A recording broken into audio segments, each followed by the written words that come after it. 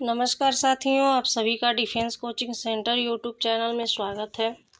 हमारा 2 क्लास हिंदी का हो चुका है। आज हम तीसरा क्लास देख रहे हैं, जो क्या है, संधि से है। तो हमारा पहला क्वेश्चन है, 2 वर्णों के मेल से होने वाले विकार को कहते हैं। पहला ऑप्शन दिया हुआ है संधि, दूसरा दिया हुआ है समास, तीसरा दिया हुआ है उपसर्ग और चौथा क्या दिया हुआ है, प्रत्यय। तो हमारा इसमें कौन सा ऑप्शन सही है? पहला, संधि। क्या आंसर सही है? संधि। दूसरा क्वेश्चन है, संधि कितने प्रकार के होते हैं? क्या दिया हुआ है? संधि हमारे जो है कितने प्रकार के होते हैं? पहला ऑप्शन दिया हुआ है 1, दूसरा दिया हुआ है 2, तीसरा दिया हुआ है 3 और चौथा दिया हुआ है 4। तो हमारा इसमें से ऑप्शन जो है वो कौन सा सही है? हमारा ऑप्शन सी सही है। अब हम देखते हैं तीसरा क्वेश्चन, जो कि दिया हुआ है, दयानंद में प्रयुक्त संधि का नाम है। दिया हुआ है ऑप्शन गूढ़ संधि, दूसरा दीर्घ संधि, तीसरा व्यंजन संधि और चौथा यड़ संधि दिया हुआ है। और इसमें हमारा जो सही ऑप्शन है वो क्या है? दीर्घ संधि। क्या है? दीर्घ संधि। अब ऐसे ही चौथा क्वेश्चन दिया हुआ है, कलेश में प्रयुक्त संधि का नाम है। क्या है? दिया हुआ है वृद्धि संधि, दूसरा दिया हुआ है दीर्घ संधि और तीसरा दिया हुआ है यड़ संधि। क्या दिया हुआ है? यड़ संधि। तो हमारा जो सही ऑप्शन है वो क्या है? दीर्घ संधि। अब हमारा पांचवा क्वेश्चन है, सदैव में प्रयुक्त संधि का नाम है। क्या दिया हुआ है? सदैव में प्रयुक्त संधि का नाम है। पहला दिया हुआ है व्यंजन संधि, दूसरा दिया हुआ है स्वर संधि, तीसरा दिया हुआ है विसर्ग संधि और चौथा दिया हुआ है इनमें से कोई नहीं। चौथा क्या दिया हुआ है? इनमें से कोई नहीं। तो हमारा सही ऑप्शन है स्वर संधि।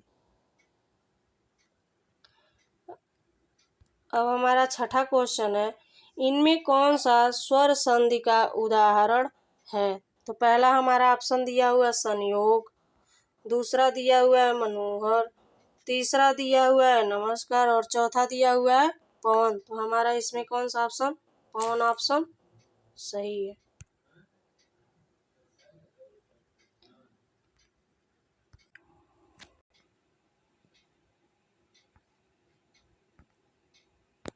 हमारा इसमें क्या है? पवन ऑप्शन जो है वो सही है। हमारा सातवां क्वेश्चन है, निम्नांकित में से कौन सा शब्द वृद्धि संधि का उदाहरण नहीं है? पहला ऑप्शन दिया हुआ है सदैव, दूसरा दिया हुआ है जलांग, तीसरा दिया हुआ है गुरुपदेश और चौथा दिया हुआ है परसोदार्य। क्या दिया हुआ है? परसोदार्य। जो कि हमारा सही ऑप्शन क्या होगा? हमारा सही ऑप्शन होगा गुरुपदेश। क्या होगा? गुरुपदेश। हमारा आठवां क्वेश्चन है, निम्न में से दीर्घ संधि युक्त पद कौन सा है? ऑप्शन दिया हुआ है पहला महर्षि, दूसरा देवेंद्र, तीसरा सूर्योदय और चौथा दिया हुआ है क्या? दैत्यारी। जो हमारा सही ऑप्शन है वो क्या है? चौथा, दैत्यारी। अब हम आते हैं 9वें क्वेश्चन की तरफ, जो कि दिया हुआ है, पवित्र में प्रयुक्त संधि का नाम है।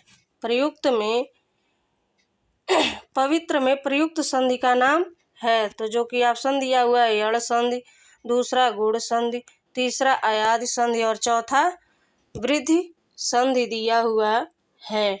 जो कि हमारा सही ऑप्शन क्या होगा? अयादि संधि। क्या होगा? अयादि संधि।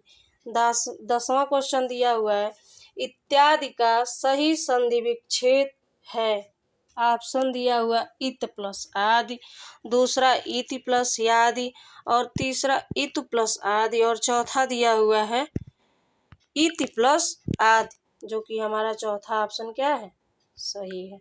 अब हम देखेंगे 11वां क्वेश्चन, जो कि दिया हुआ है, निरर्थक का सही संधि विच्छेद है।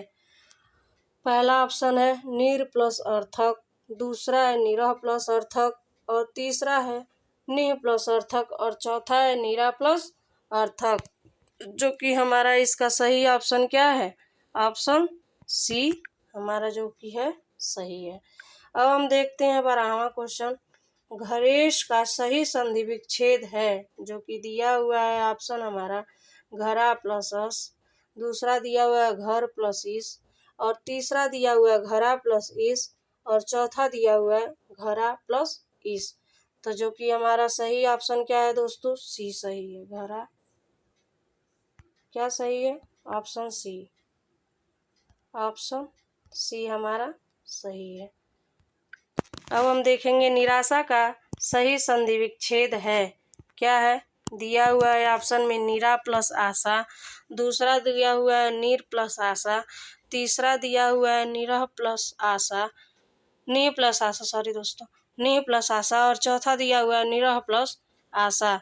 तो जो कि इसमें मेरा सही ऑप्शन कौन सा सही है, निह प्लस आशा।